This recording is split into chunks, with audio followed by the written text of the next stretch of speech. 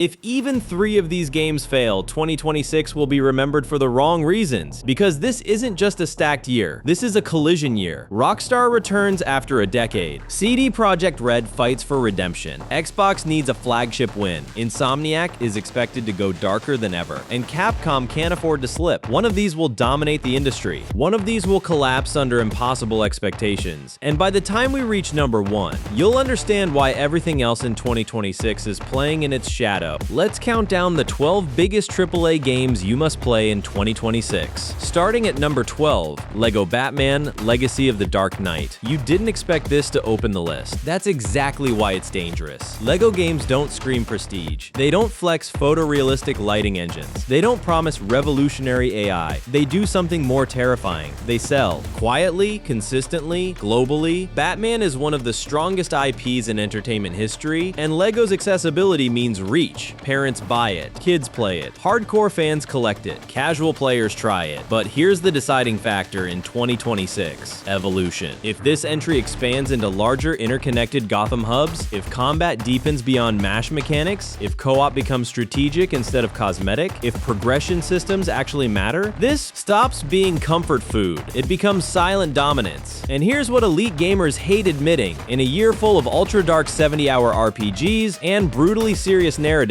polished fun can win. Burnout pushes players toward accessibility. LEGO Batman doesn't need Game of the Year. It needs households, and households equal power. And if you think the bottom of this list is strong, the middle is where things start getting dangerous. 11 Control, Resonant, now things get strange. Control wasn't a launch week explosion. It was a cult takeover, and cult loyalty is stronger than hype. Remedy builds atmosphere better than almost anyone. Resonant must go bigger, but it must stay weird. More destructible environments, more layered telekinetic skill trees, more interconnected narrative threads. But here's the razor's edge. If they sand down the weirdness for mainstream appeal, they lose identity. If they go too abstract, they limit growth. Balance is brutal in 2026. Resonant doesn't need to be the biggest game. It needs to be the most respected. Respect lasts longer than launch numbers. Now we're entering the part of the list where one wrong launch could permanently damage a studio's reputation. Nam's DA10007, First Light. The spy genre is almost empty in AAA gaming. That's opportunity. Bond is precision.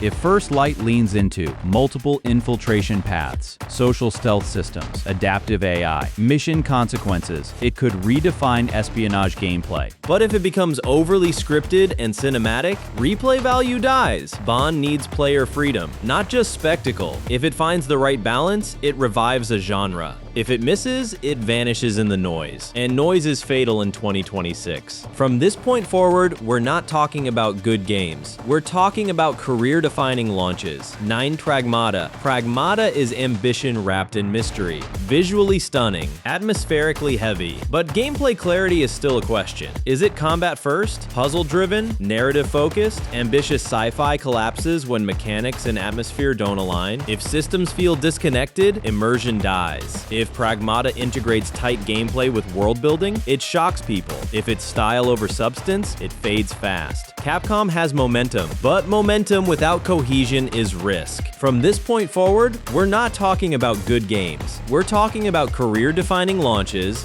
Crimson Desert. Now scale enters the battlefield. Crimson Desert wants massive battles, political drama, dynamic world systems. But scale without density is hollow. Open worlds in 2026 must feel alive. Meaningful side quests, reactive NPC behavior, weighty combat, stable performance at launch. If optimization struggles, it dies quickly. There is no patch later forgiveness anymore. If it delivers handcrafted depth instead of empty space, it becomes a serious RPG contender. But execution must be flawless. Number 7, Forza Horizon 6. Refinement steps in. Forza Horizon perfects its formula. Bigger maps, better lighting, more vehicles, stronger online integration. But in a max pressure year, refinement alone isn't enough. Innovation creates headlines. If Horizon introduces dynamic environmental systems or deeper progression mechanics, it elevates. If it only perfects what works, it remains excellent. But excellence must fight for attention in 2026. Now the list shifts. From here on out, every single title carries legacy pressure. 6 Tomb Raider. Legacy of Atlantis, Legacy returns. Lara Croft is iconic, but icon status doesn't guarantee dominance. This must deliver exploration depth, puzzle design, fluid combat, and strong emotional storytelling. If it leans too heavily into scripted spectacle, it blends. If it embraces player agency and environmental storytelling, it rises. Nostalgia isn't enough. Relevance is everything. This is where the margin for error disappears.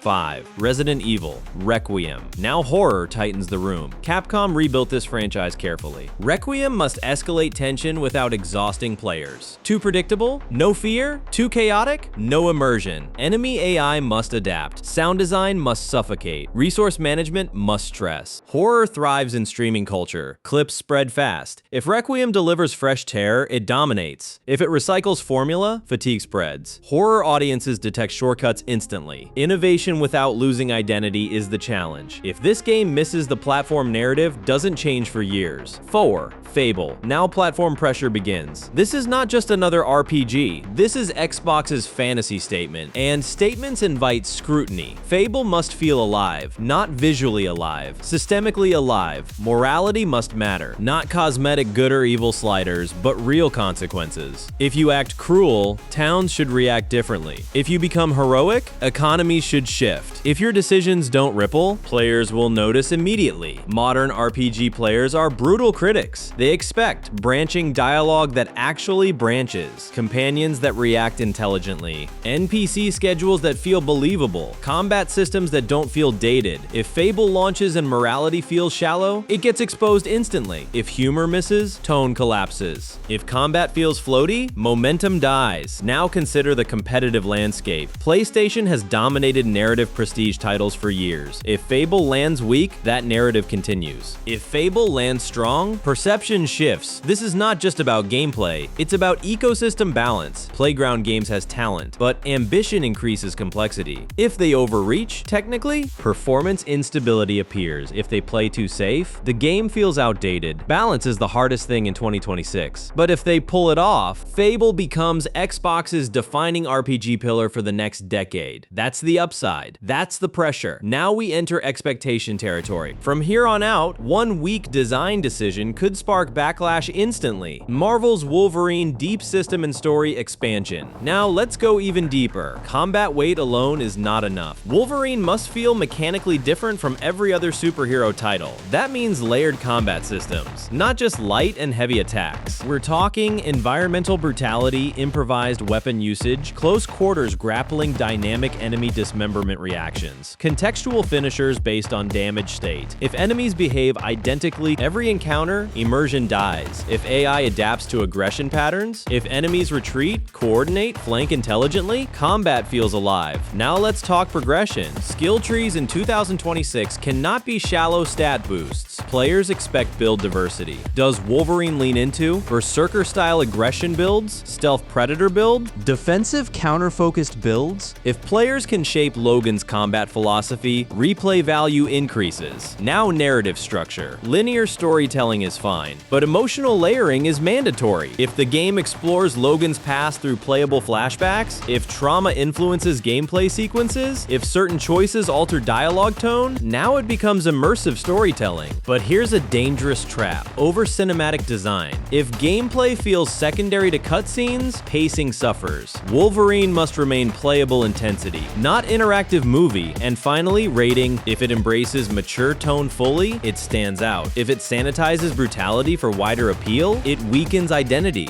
Wolverine must commit. Half measures won't survive 2026. This is redemption on the line, and redemption only works once. 2. To Witcher 4 world design and systemic expansion. Now we dissect world design. Witcher 3 succeeded because its side quests felt handcrafted. Even small contracts felt meaningful. If Witcher 4 scales map size without scaling quest density, players will feel the emptiness. Now consider systemic interactivity. Do monsters adapt to player tactics? Do ecosystems shift dynamically? Does weather influence combat meaningfully? Modern RPG players expect systemic depth, not just beautiful landscapes. Now dialogue? Branching dialogue must matter. If dialogue options lead to identical outcomes, players notice immediately. Consequences must ripple across regions. Reputation systems must feel organic. mechanic. If you betray a faction, consequences should escalate. Now, economy systems. If merchants adjust prices based on reputation, if crafting systems feel layered, if rare materials require strategic hunting, that deepens immersion. Now let's address technical fear. Cyberpunk launched unstable. Even if Witcher 4 launches 95% stable, players will scrutinize the remaining 5%.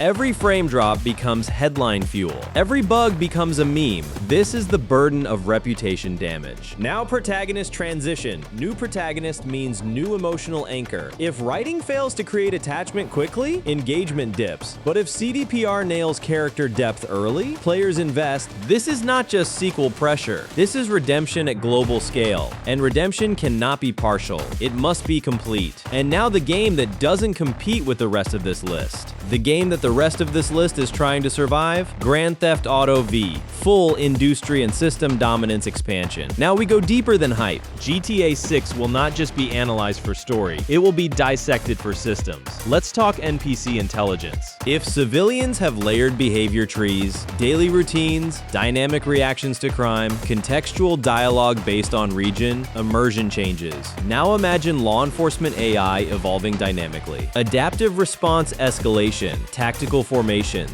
environmental usage. Now the world feels reactive. Now let's talk economy. If GTA Online integrates dynamic player-driven markets, if properties generate passive income, if businesses require strategic management, it becomes more than chaos sandbox. It becomes digital ecosystem. Now modding. If Rockstar supports controlled mod frameworks, community creativity explodes. If they restrict everything, community friction rises. Now streaming culture, GTA RP servers already dominate Twitch. If GTA 6 launches with stronger roleplay infrastructure, content creation multiplies. Longevity extends for years. Now controversy. GTA thrives on satire, but cultural sensitivity in 2026 is amplified. If satire misfires, debate ignites instantly. If commentary lands sharp, it becomes cultural conversation. Now release timing. If GTA launches mid-year, it dominates summer. If holiday season, it swallows Q4. Either way, competitors adjust. Now expectation. After 10 years, players imagine a perfect open world. But no game is perfect. If Rockstar underdelivers even slightly in one area, critics amplify it. But if they overdeliver in systemic depth, conversation flips instantly. And here's the final layer. Industry ripple. After GTA 6 launches, every open world developer will analyze it. Every publisher will adjust roadmap strategy. Every live service team will study its online infrastructure. GTA 6 does not just participate in the industry, it influences it. That's the difference between hype and industry dominance. And if even one of these collapses under pressure, 2026 becomes one of the most chaotic years in gaming history. Subscribe for daily gaming news.